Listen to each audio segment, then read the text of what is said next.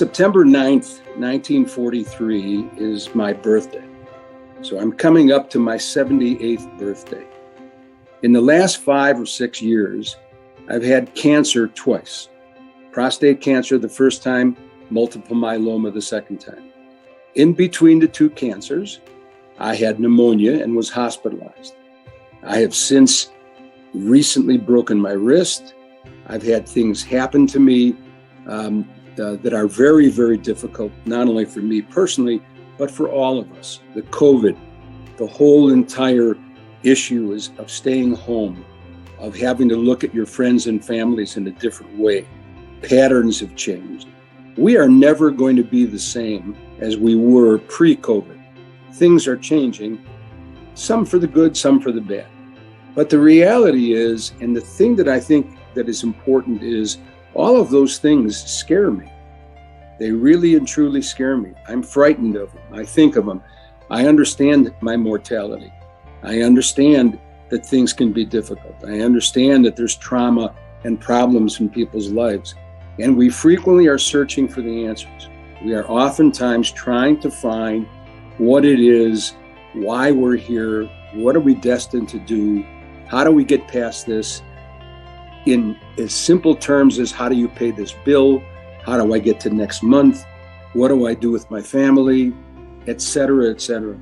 And I will tell you what, one of the major things that keeps me in line and keeps me moving forward and keeps me able to fight, or allows me to fight those fears, are the relationships, are all of the things that have happened, are the people whose lives I've touched and the people who have touched my life.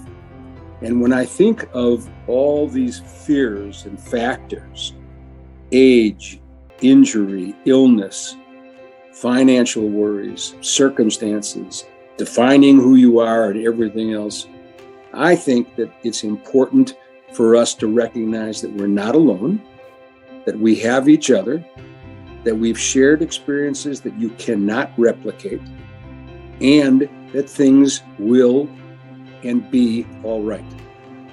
It is a better life we're living because of each other. It's a better opportunity that we have because of each other. And we need to focus on that and try to have those issues mitigate the risks and difficulties. We're all going to continue to have fears. We're all going to continue to have difficulties, but we are not alone. We have a core group of people who we shared things with that encompassed everything from love to sport, from movement to impression, from passion to sadness to loneliness to being captured by the people that are around you. We've learned so many things, and we need to call on those things when we're at our most difficult times, because all of the things that we've experienced, all of the experiences we've had collectively tells you that this is a pretty damn good life. In the middle of chaos, which I believe is part of where we are as a country and as a world, I'm never going to forget, never going to be without the people that I have intermingled with, the people that have affected my life and that I have affected theirs. Nothing can change that. Nothing can take it away. And that's a beautiful feeling. And having those memories and being able to reach back and use those memories as a balancing beam is something wonderful for all of us. So fear is part of the way the world works and part of the way our lives work. But joy comes from all of the things we experienced. They never go away.